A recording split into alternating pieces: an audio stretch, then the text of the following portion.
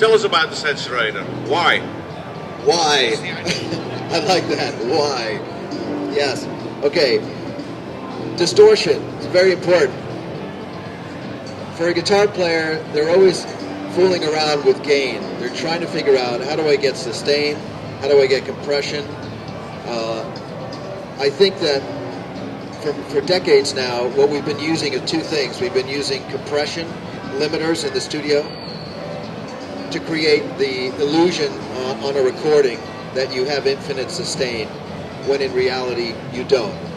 And then you've got the live performance, and then whether you're in front of an audience or rehearsing or by yourself, where you're trying to imitate what you've heard on record.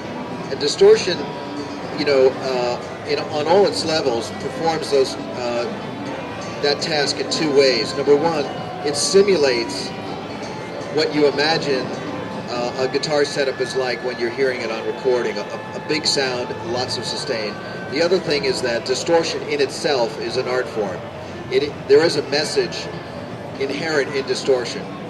And so I always thought, well, a distortion pedal has to solve those two issues, is that it has to provide sustain, but it can't muddy up the articulation.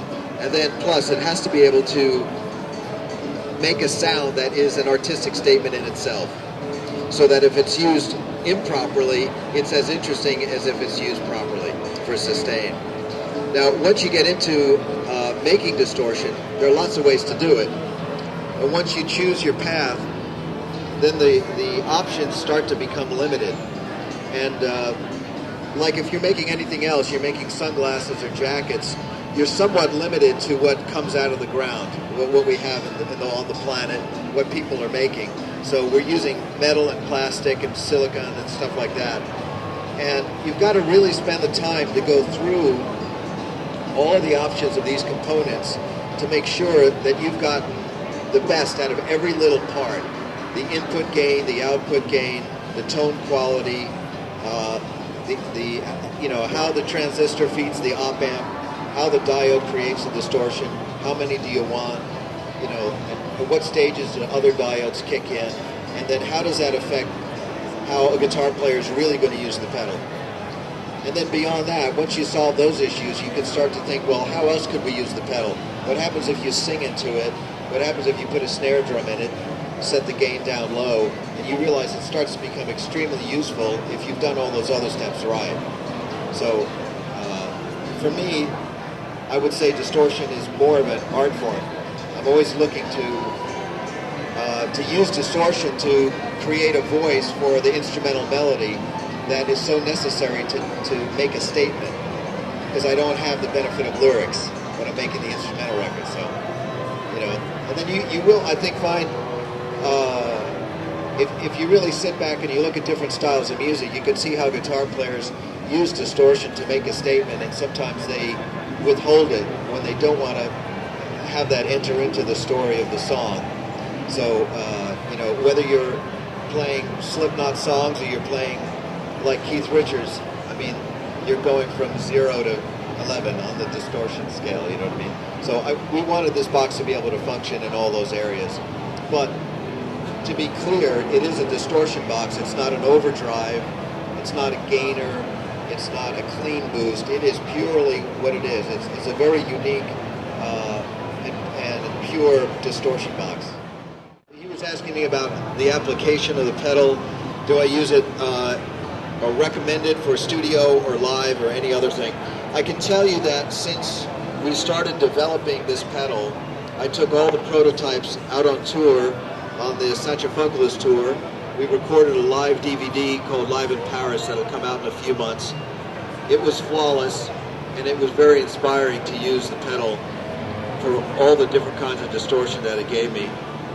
And at the same time, a few months prior to that, I used the prototypes as well in the creation of the record, and tried to get the box to sound a lot of different ways.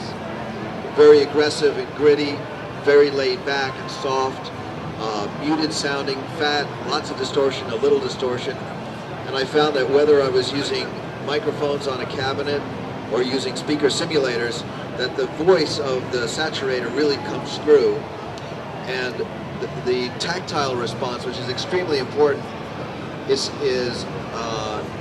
it's reassuring, I guess. That's what it is. It makes you feel like you can play just about anything.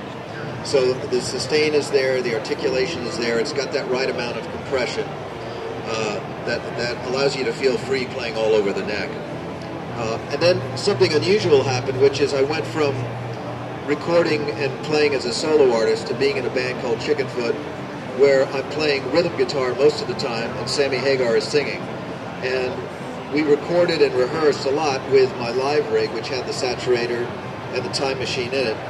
And a lot of those live recordings wound up as the basis of all the main tracks on the record that's coming out in about a month. And so I got to hear the pedal on tour, on my own record, and then being recorded not only on purpose, but by accident. And it was great to hear it, and how it reacts to when I'm playing with my volume control to get the pedal to clean up, sound more Strat-like, and how it reacts when I turn the guitar volume all the way up and it starts to fatten up more like a Gibson guitar. So it was quite a test. I'd say the last 12 months of testing the Satchurator myself has been very interesting.